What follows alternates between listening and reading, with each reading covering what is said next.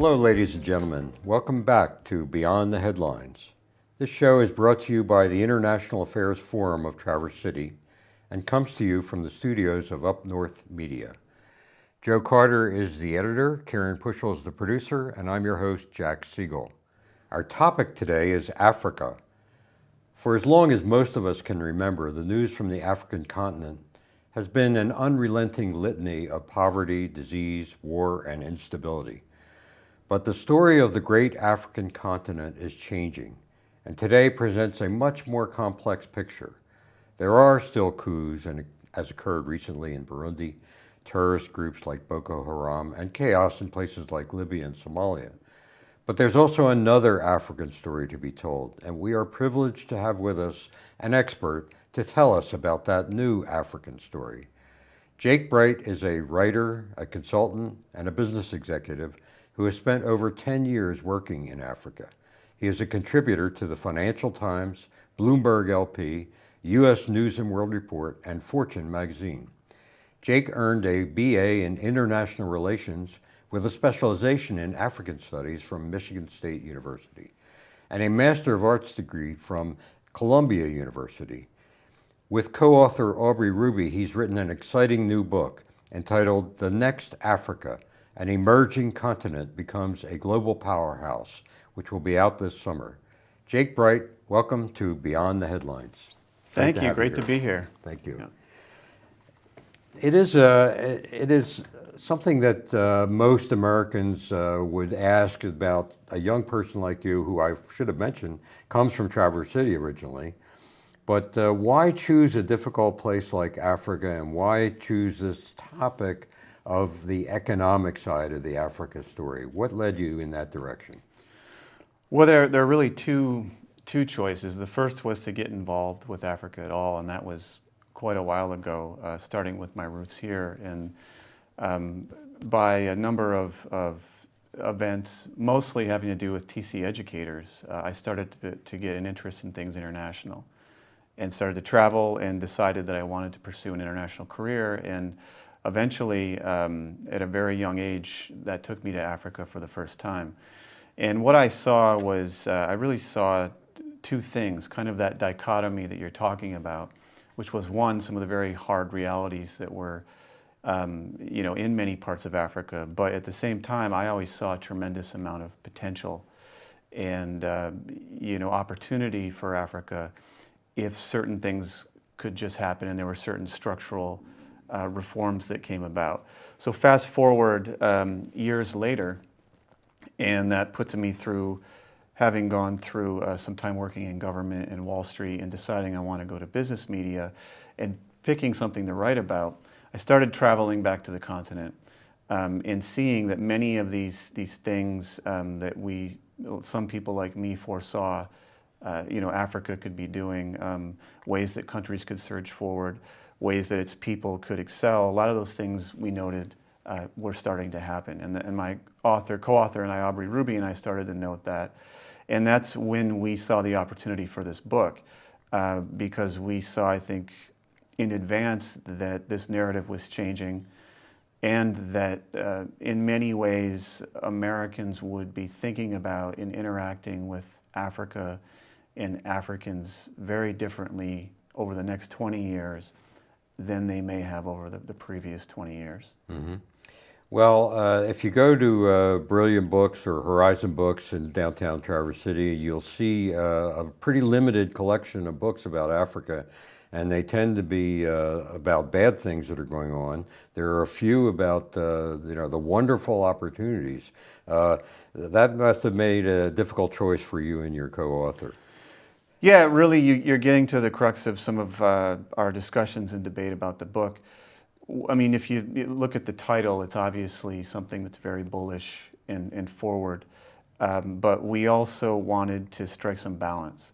So the book captures a lot of, there's 12 chapters about Africa's economic growth, the amount of investment that's going into Africa, the new commercial ties between U.S. companies and Africa. We talk about Africa's tech industry, we talk about its global cultural influence, but we also wanted to make sure we were balanced And we have an entire section of the book that addresses some of Africa's challenging history, and also addresses some of the, the negative headlines and the things people are still likely to hear about the continent. And one of the things we wanted to do was suggest a new way to look at Africa that's more net sum and takes into account more complexities like we do the rest of the world. Because what we find is that for some reason, unlike other places in the world, the continent of Africa, and we do put in some disclaimers for how tremendously huge this place is and how hard it is to generalize, but for a book you have to, or you couldn't write a book on 54 different countries. But one of the things we wanted to make sure we covered was a new approach to look at the continent that was net sum, meaning you're not going to have this overnight utopia, but at the same time, some of the things that people associated with Africa aren't going to go away, but you have to look at it maybe the way you look at China, or the way you look at the United States or Europe, where China is obviously somewhere that's surged forward and has become very powerful comparatively over the last 20 to 30 years. But China has its own problems. It's having its own problems with environmental issues, with corruption. But nobody asked for a straight up or down vote on China. Europe is still a very advanced place, but they still have countries that are now basically bankrupt, and you're wondering every day if Greece and Portugal are going to be able to pay their government salaries. And then the United States, we surge forward, and we have a black president, but we also still have problems with race issues. So the point is that there are cross-cutting trends that are going to be positive, and that certain people, institutions, and countries in Africa are going to surge forward. But that doesn't mean that if you hear a bad headline, that the entire thesis of our book is disproved. Well, that puts it in a very important context that, as you said, 54 countries, 48 sub-Saharan countries. Right. And that's a huge landmass, a huge number of people. So when we hear about something going on in one part of the continent, it's probably not terribly relevant to someplace thousands of miles away. Well, let me give you an example that we used in the book. When the Ebola crisis hit, which it really only affected really terribly 3 small countries. But I have a friend who's in private equity in New York, and he had a business trip to go to Kenya. And another banker asked this friend in private equity, aren't you afraid to go to Kenya because of Ebola? And my friend responded, if you had a business meeting in Los Angeles and there was something going on in the East Coast, would you avoid the business meeting in Los Angeles? Well, no, of course not. And he added that the distance between Nairobi and where Ebola was happening was further than some 1,000 miles. So, in one respect in the book, we are generalizing, but we're trying to make it very data-driven and connected to trends in people. But we're also, on the other side, trying to underscore the diversity of the continent, and how if you have something negative going on in one spot, it doesn't define the entire sub-Saharan Africa region. Now, in the countries you focus on in the book, what sectors are you seeing the most progress in, or would you see the most potential for? Well, what you have is you have, and really the book starts with a chapter on Africa's growth story, because there's a lot of complexity to this Africa Rising narrative. But really, if you get down to it, it started with the growth. It started with the fact that around 2009, 2010, when the rest of the world economic headlines was basically that the global economy was still reeling from depression or recession, suddenly you have this region of the world, and of all places, the one that people least expected, Africa has one of the fastest growing regions, 7 of the 10 fastest growing economies in the world. So what you have is, in certain parts of Africa, you have some economies that are just coming online so strongly, and that's overall, but it's also starting to take root in certain sectors. So the obvious one, and a lot of people thought this was only commodities, but there's a lot of diversity to this economic growth. The obvious one is infrastructure.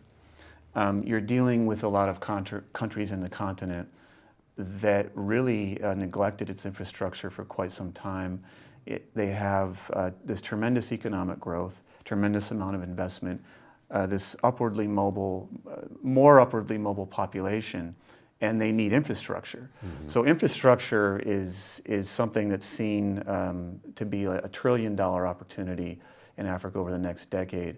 The Chinese are doing a tremendous amount of infrastructure, and as we talked about, companies like GE are starting to do a lot in Africa. And then on the tech side, you have IBM, you have Google, you have US technology companies, Cisco, S&P or SAP are moving in. So you have the big stuff. But then you look at Africa, which has always had a tremendous amount of commercial activity, even with all the bad stuff that was going on. But most of the commercial activity in Africa was very informal, meaning off the grid, not taxed, very market-based. So you have these huge spaces of economic activity and economies that are formalizing. And that creates opportunities for just about everything you can think of. You're talking businesses, small businesses that have never had bank accounts. So you're talking about finance. You're talking about businesses that have never had enterprise software. You're starting to see logistics companies take root in Africa. You're starting to see things you would never think about, hair care chains. We even found an example in the book of a Dutch private equity firm that invested in a Kenyan beauty salon because there are no, in many countries, no national hair care chains. You have consumer goods opportunities. Procter Gamble is getting involved. So I think what people are surprised about is that there's a tremendous amount of opportunity in many countries, but just how deep it is. And to name a few countries for you, I mean, we focus on the continent, but some of the countries that really have some of the most opportunity, just to throw off some names, would be places like Ghana, Kenya, Ethiopia. And the country that really, we put it out there as the bellwether of Africa, the country that really has both the embodiment of a lot of Africa's challenges that are still there, but the most opportunity is Nigeria.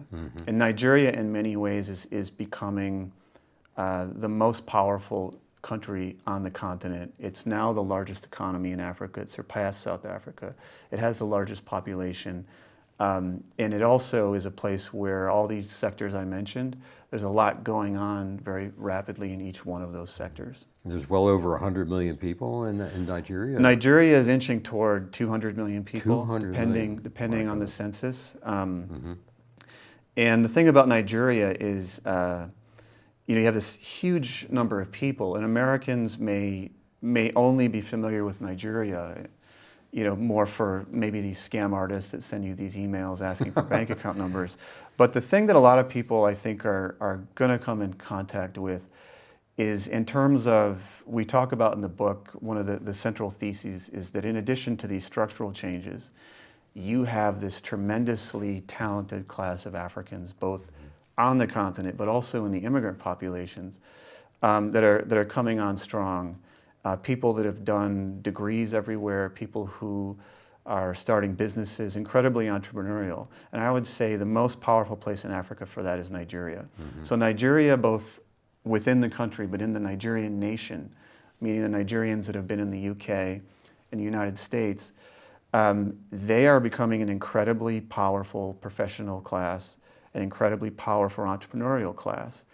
And Nigerians are launching businesses, some of which are connected here to things in the US. They're launching them in every direction that you can possibly imagine. So they've got that network in cities in the East Coast and elsewhere in the United States, probably in Chicago too. There's a tremendous network between Nigerian entrepreneurs, and we also coined this thing in the book called diaspora entrepreneurs. There's a huge wave of young professionals, very similar profile. They're African, either first generation or they came over very young, who came to places like the United States. A lot of them are Nigerian because of the educational challenges that their parents saw, and it's a lot of the reason why some of their parents left. Their family has put a huge premium on education, and they studied, and they've gone to some of the greatest schools in the United States. And one statistic we point out in the book is that the highest educated demographic, and we've confirmed this with the Census Bureau, in the entire country now, is African immigrants of the last 20 years. That's not the highest educated immigrant population. That's the highest educated demographic in the entire country amongst Americans. So what you have is a lot of these entrepreneurs are going back. And just like entrepreneurs anywhere in the world, including here in the U.S., including my family's business, when you go to look for capital, of course you go to banks, but where do entrepreneurs go? They go to their families and their friends. So there's a huge amount of unofficial investment, in addition to the official investment, the foreign direct investment that's tracked. There's a huge amount of unofficial investment that's starting to flow toward entrepreneurship between Africans in the diaspora, in the United States, and these entrepreneurs that are going back to places like Nigeria. Now, when I was living in Southern Africa, I was really struck by the role of women as entrepreneurs, as business people, running small businesses in the marketplace and in the services industry. And is that still the case? Is that a growing part of the African economic development story? It's absolutely a case, and within Africa's commercial and trading culture, women have always played a prominent role, and it's something that I noticed the first time I went to West Africa, to Sierra Leone, was just how powerful these women were in the marketplace. And as you start to learn these cultures better in places like Ghana or Nigeria or Senegal or Kenya, what you realize is that these women are holding up huge structures. So off their commercial activity, they're taking care of their kids, but they're also potentially sending cousins, second cousins, their neighbors' kids to school. They stretch $1 or a shilling or a naira as far as you can possibly imagine. And they've been doing this without any kind of formal business structure. So what you see is some of this formalization of African economies that we're talking about in business. You're starting to see that's empowering these women too. So you have a surge of women entrepreneurs taking root across the continent. We profile some of them, and African women in this economic narrative, in this formalization of the economies as entrepreneurs is a whole nother subset of this story that's coming on very strong. Now, just for that balance that your book seeks to attain, and I'm sure it does, I'm really looking forward to it coming out in June. Tell me the title of the book again is? The Next Africa, an Emerging Continent Becomes a Global Powerhouse. And it's available for pre-order right now. Pre-order, and of course we're working on some things with local bookstores, Traverse City, that's important. Now, but that balance, when you mention Nigeria, people might think of Boko Haram and instability and attacks and things like that. How relevant is that? How big a country is Nigeria? How far away is it from, let's say, Lagos or Abuja, the capital? Well, it's very relevant, and I think Nigerians understand that they have kind of a tentative opportunity, right? When it comes to Boko Haram, one of the things that we've pointed out is it's a local problem. But obviously, Islamic extremism is showing that it's becoming a global problem that's connecting all over the place. When you get into the hard economics of Nigeria, and this maybe separates a little bit of the human side, most of where Boko Haram is operating is in a small part of the country that is really the least part of Nigeria's economic activity. So when it comes to the economic side, the activities of Boko Haram they haven't really impacted the Nigerian economy that much. But that said, most Nigerians and many experts I talk to are very strong about how you should not become complacent because, as we've seen with these groups, if you let them cross one line, the line keeps moving till at some point the next thing you know, you're having attacks and suicide bombers in southern Nigeria and places like Lagos where the majority of the country's economic activity comes from. But the Boko Haram thing and some of the other challenges in Nigeria, they show this ebb and flow you're going to have in places like Nigeria between progress and challenges. And we single out Nigeria as a case study because Aubrey and I last year were both out in the media speaking on Nigeria. And it was really tough to speak on Nigeria, because here's what you would have happen, right? So in April, you had Nigeria make global business headlines because it became the largest economy in Africa, right? Shortly after that, Ebola hit. You had Nigeria host the World Economic Forum, first time in West Africa event, and bring all these business leaders there. Well, a week before that, you had the kidnapping and the Chibok crisis. You had Nigeria, through a very talented and well-respected central bank governor, Lamido Sanusi, issue $1.5 billion of global bonds that were bought by investment companies like PIMCO, and they're now in portfolios in the US. Well, that same central bank governor, shortly thereafter, took a whistleblower case to the Nigerian parliament about money being siphoned off through the oil ministry, and was fired in an old school politics move. So what you have is, you have this constant one step forward, one step back. And when we're trying to speak about that in business media, we had some people, some journalists actually ask us, when you look at these bad things about Nigeria, how could anybody take that place seriously as a business environment? It's a valid question, but the point is you're not going to get, at least in the short term, you're going to have some of this back and forth. And one of the things Aubrey and I connect to try to make the story a little more relevant about how this could all play out in the right direction is we have a section, in the section I talked about, we point out some parallels to places like Nigeria and the United States, say, after the Civil War, or into the beginning of the 20th century, where people don't remember. We had our own ebb and flow of, lawlessness, and after the Civil War, we had huge corruption. Yeah, corruption. You had robber barons. You had swaths of the country that were ungovernable, and luckily for us, certain things aligned for us to move forward and have reform, and we had our own kind of growing up process and moving forward, becoming a superpower and moving through some of these bad things. But that's the way we like to look at Nigeria, in that they're working in their own way, in their own timetable, with their own complexity. They're working through their own process like that to hopefully align these great positive things in a way where they really tip the scale, and they can marginalize some of these negative things someday, and really live up to their potential of becoming, possibly, and people have speculated that Nigeria will become Africa's next most powerful country and surpass places like South Africa. When Karen and I were serving in the brand new country of Russia after the Soviet Union collapsed, we went out to Central Russia and found lots of opportunities in medical services, in construction equipment, in large manufacturing, but also this whole issue of manufacturing in Africa. It didn't take off in Russia so much, and I'm wondering, is that a big potential for the continent, and where would it first show up? Because we've got companies here that deal with automobile manufacturing quite extensively. Manufacturing is it's something that people are watching closely, because when you talk about challenges, one of the challenges is that Africa has one of the fastest growing youth populations in the world.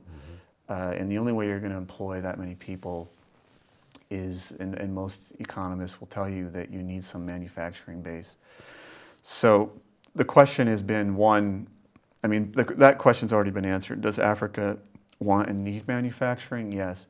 The next question has been, is there anywhere they can get their act together for it to take root? Because to become a manufacturing hub, you really need, it's a sector that really needs a national focus. Even if it ends up in the private sector, to do that, you need a national strategy. So some countries are moving in that direction. The most prominent one is Ethiopia. Ethiopia has been the most defined about making itself a manufacturing hub. They have a whole national strategy on it. They're building manufacturing zones, and they're already starting to attract manufacturing both from European and Chinese ventures. So it's taking root there. What's people are looking at is, okay, can it be successful in Ethiopia? But then from there, will other countries follow that lead. And Kenya's one of the countries that, So they'll start competing with each other, which is good. They'll start competing with each other. The other thing is that if a country, just like South Africa, which has been, South Africa's been an outlier in Africa in that, it's been such an economic powerhouse way before any of these trends, a lot of these trends we're talking about started to come online elsewhere. But it'll also start to attract labor. You'll also start to see, and you're already starting to see this in Ethiopia, the emergence of a middle class, because a middle class needs discretionary income. And manufacturing the same way that manufacturing was very instrumental in creating the U.S. middle class. So you're hoping that some of the positive trends that come from hopefully Ethiopia's manufacturing success start to be picked up on by other countries who have demands and want to bring those things to their own people and country. We only have a couple minutes left, Jake. So some people are going to say, Bright, I know that name. What's your family connection to Traverse City? Well, how do we know this name of Jake Bright? I wrote a story for Traverse the magazine, and I think the first line was about my family history and our business. My first line was, I think, something to the effect of, it's not on my resume, but my first job was at 472, Munson Avenue. My first bosses were my parents. So, people have also asked, how did you end up getting involved in business? And I think when I was younger, my parents owned a business here for 30 years. They founded and ran Mabel's, which was a landmark award-winning business here. And Mabel's, there was a big restaurant. Mabel's restaurant, named after our great-grandmother. My siblings and I basically, we grew up in the business. We all went to work. We started working there, my brother and I think we were 9 years old. So business was always in our background. My parents were always talking business. They were always having employee meetings. They were talking, margins and microeconomic things, and entrepreneurship was always in our background. And I've actually drawn parallels to some things in the book and my parents' business, because when you go to Africa now, one of the most resounding things you hear is people want jobs. And it made me think about how a viable, well-run small business, my parents employed 50 people for 30 years, and you see what a viable, well-run business can mean to people when you create 50 jobs for people and how that impacts their family for years and years. So it took a while to be able to connect Mabel's somehow to all this stuff I'm doing with Africa, but eventually I was able to. And Mabel's in Traverse City becomes a reference point, for everything I do in some way. It's always in the back of my mind, and it's foundational to everything I've done. It's a great story, and it's been a real privilege to have you with us today. It's been great to be here. Ladies and gentlemen, thank you. Thank you. The book is called The Next Africa, An Emerging Continent Becomes a Global Powerhouse. Our guest has been Jake Bright, and he is from Traverse City, and he brings with him the experience of a small business here in Traverse City, and talking about a huge opportunity that's growing for our Traverse City businesses. And I hope you'll all get that book. It'll be out in June. Thank you all for being with us at Beyond the Headlines. Thank you, Jake.